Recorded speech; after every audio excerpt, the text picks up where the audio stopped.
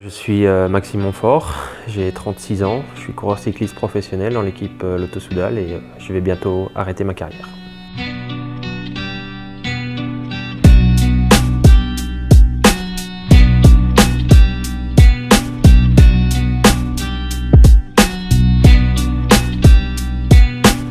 J'ai commencé le vélo sérieusement, je vais dire à l'âge de 12-13 ans, mais j'en faisais déjà beaucoup avant en fait, enfin beaucoup.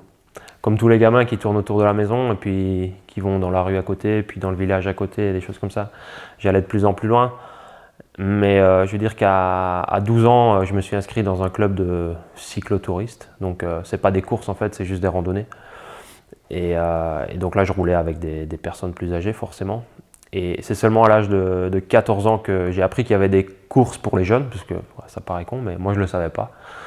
Issu du fin fond des Ardennes, je ne savais pas que ça existait.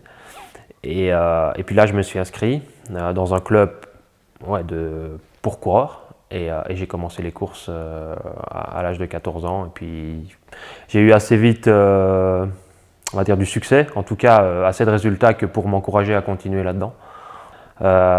C'est marrant parce que cette première course, c'était dans le village natal de mon épouse, mais que je n'ai rencontré que bien plus tard. Le speaker de la course, c'est mon beau-père. C'était mon beau-père. Et donc, mais ça, on l'a su qu'après, forcément, puisque moi j'avais 14 ans. Et donc voilà, on en rigole encore maintenant, mais oui, je m'en rappelle et c'était super.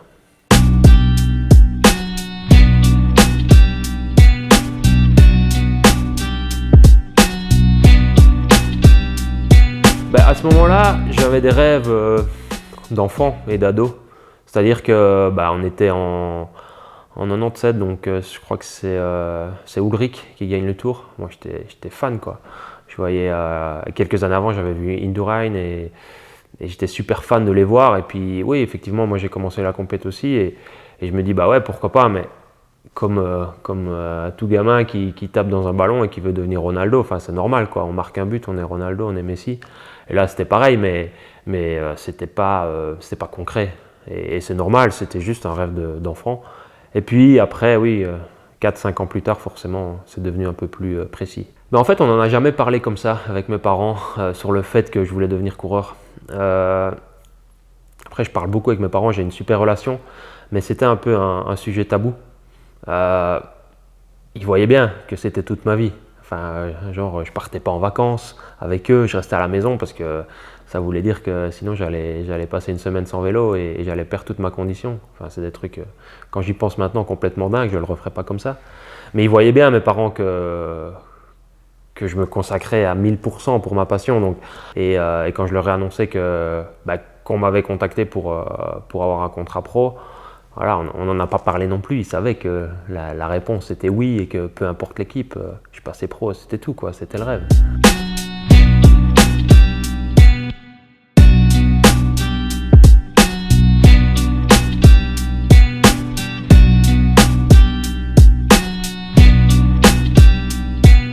La vie de coureur, c'est pas quelque chose de très difficile à mes yeux, mais ça l'est aux yeux des autres. C'est pas quelque chose de très difficile parce que si je reviens à mon enfance, quand j'avais 15 ans, quand je faisais mes petites courses là, et que j'avais une semaine de vacances par exemple, donc sans école, mes journées, elles étaient comme elles le sont devenues quand je suis passé coureur cycliste pro. Ça veut dire que je vivais vélo 24 heures sur 24. C'était ma passion pure. Je me levais, je déjeunais et puis j'allais m'entraîner. C'était ma vie. Et puis je rentrais de l'entraînement, je me reposais et chaque petit geste de la vie quotidienne était pensé par rapport au vélo, quoi. Est-ce que si je reste debout, ça va pas durcir mes jambes par rapport à l'entraînement que je vais avoir après ou la course? Ah ouais, qu'est-ce qu'il faut que je mange? Ah non, je peux pas aller je sais pas, à cette cérémonie-là parce que je vais être trop longtemps assis, trop longtemps debout. Enfin, c'est un truc de dingue en fait. C'est un truc qui me gave maintenant parce que trop c'est trop, mais c'est une vraie passion. Et à 15 ans, je vivais comme ça. Et puis après, j'ai vécu comme ça toute ma vie, jusqu'à ce que j'ai des enfants, jusqu'à avant aussi que je rencontre mon épouse et que petit à petit, elle aspire à une vraie vie sociale aussi. Et les enfants, ça c'est la réalité de la vie, quoi. Voilà, il faut vivre aussi. Je sais qu'il y a des coureurs qui ont des enfants et qui continuent à vivre comme moi je pouvais le faire bien avant d'en avoir. Mais c'est juste impossible et puis moi je pourrais plus, je voudrais plus. Donc j'ai amorcé, on va dire, un petit virage là à ce moment-là, à la naissance de ma fille, il y a 9 ans maintenant. Et on voit aussi que mes résultats ont été un peu moins bons à ce moment-là. Alors est-ce que c'est lié un peu, sans doute, complètement peut-être pas. Mais oui, c'est différent et il fallait moi que je trouve ce compromis et j'ai pu bien le trouver, j'ai pu bien gérer ça pendant une bonne partie de ma carrière, la deuxième partie de ma carrière. Et puis maintenant, je suis content d'arrêter aussi et je vois s'ouvrir les portes de la vie normale là, et ça m'enchante vraiment.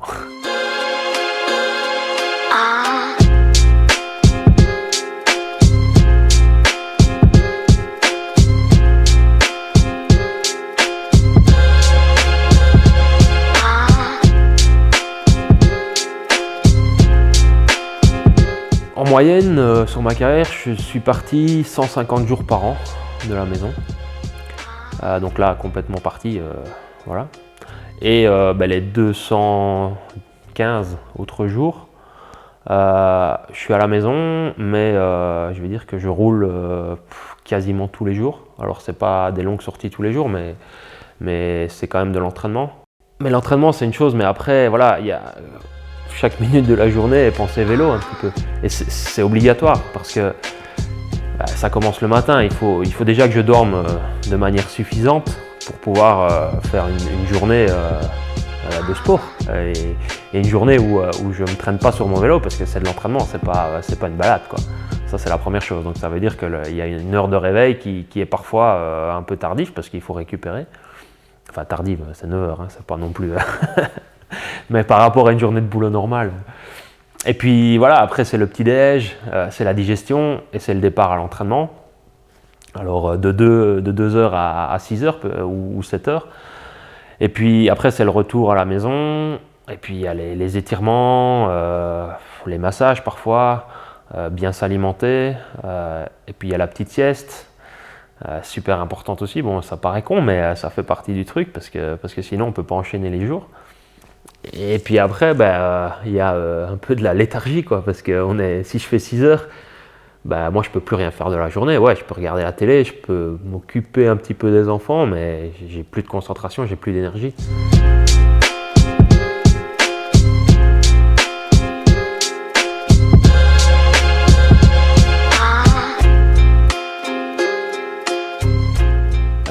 Mon rapport à la souffrance, il est de plus en plus difficile.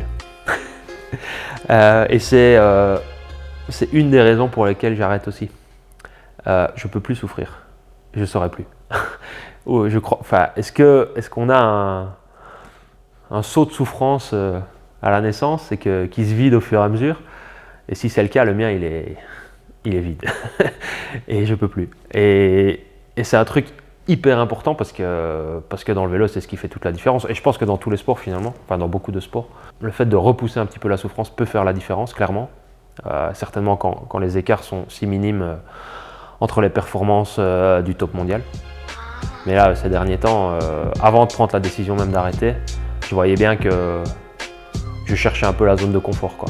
Souffrir pour les autres, c'était les derniers temps la seule manière pour moi d'encore souffrir. J'arrivais plus à souffrir pour moi-même.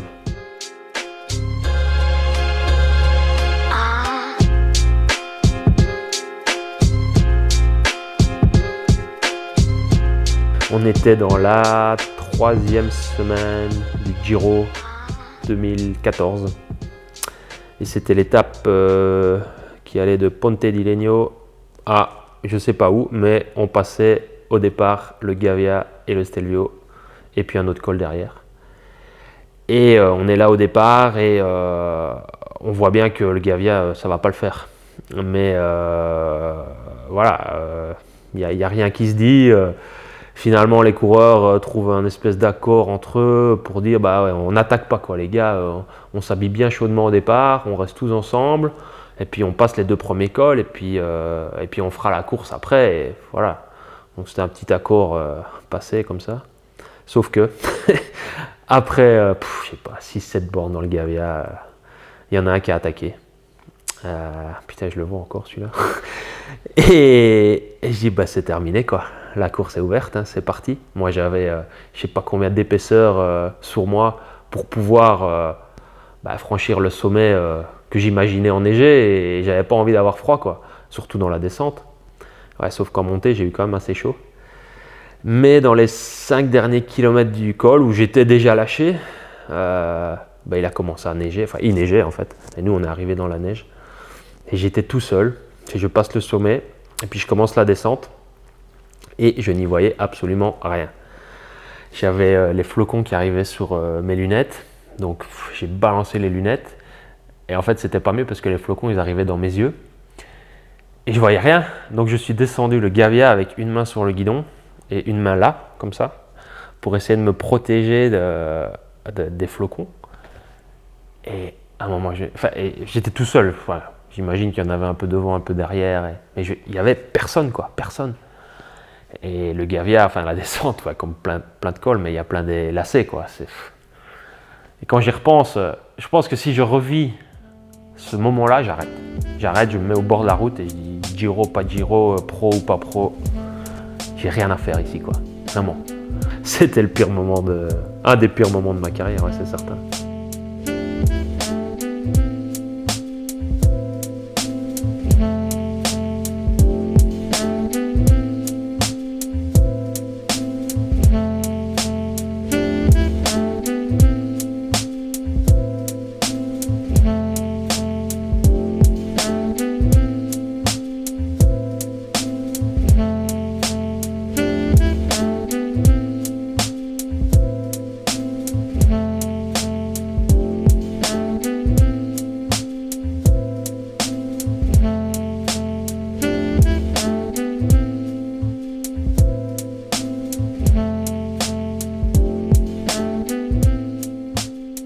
Je suis fier de ce que j'ai fait, que le petit garçon qui a commencé le vélo, même l'adolescent qui faisait du vélo, n'aurait jamais pu rêver à ce que j'ai pu faire comme carrière.